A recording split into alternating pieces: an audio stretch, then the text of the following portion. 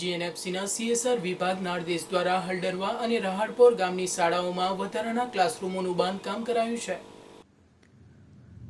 GNFC સમાજ ઉપર હકારાત્મક અસરો પાડવામાં માને છે અને સમાજના સર્વાંગી વિકાસ માટે કટિબદ્ધ છે।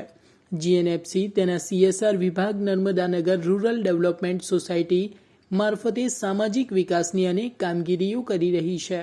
વૃદ્ધિ અને વિકાસ માટે શિક્ષણ એ પાયાની જરૂરિયાત હોવાનું સર્વમાન્ય છે। ગ્રામ્ય વિસ્તારોમાં શૈક્ષણિક સંસ્થાઓ અને શાળાઓની અપૂરતી સંખ્યા તથા તેમાંની માળખાકીય સુવિધાઓ અને સંસાધનોની અછતને કારણે આવી શાળાઓમાં પ્રવેશ માટે ઓછો ઉત્સાહ જોવા મળે છે। તેમજ આવી શાળાઓમાં બાળકોમાં ડ્રોપઆઉટનું વધારે પ્રમાણ જોવા મળે છે।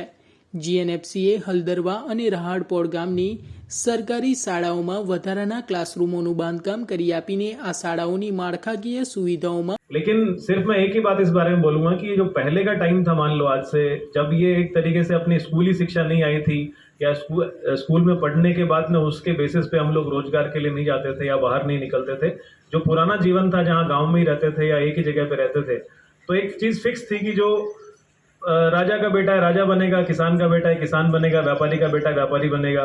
जिसके पास जितनी ज़मीन है उसके हिसाब से उसकी वैल्यू या उसकी इनकम उसके हिसाब से डिसाइड होती थी। अगर व्यापारी है उसके पास जितना साधन सामग्री होगी, जितना कॉन्टेक्ट्स होंगे या पहले का कैपिटल होगा, उसके हिसाब से उसका बिजनेस बढ़ेगा।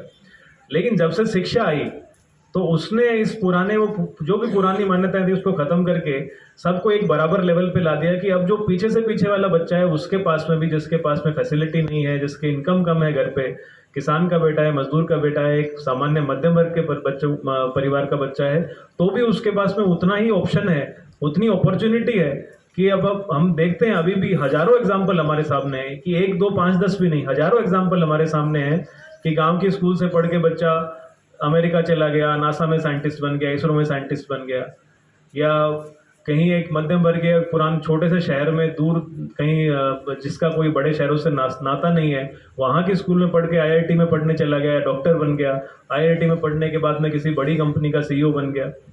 तो अब ये एक हमारे पास में अपॉर्चुनिटी है, इसको बोलते हैं अपवर्ड सोशल मोबिलिटी।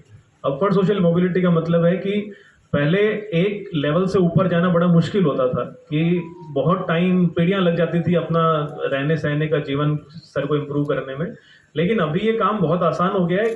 कंपटीशन अभी भी बहुत ज़्यादा है, शिक्षा में दिन ब दिन कंपटीशन बढ़ रहा है। 10वीं का एग्जाम हो, 12वीं का एग्जाम हो, मेडिकल एंट्रेंस हो, आईआईटी का एग्जाम हो, दूसरी जो परीक्षाएं होती हैं उनमें हो, कंपटीशन का लेवल बड़ा है। लेकिन सबसे अच्छी बात है कि अभी अपॉर्चुनिटी सबके पास में है।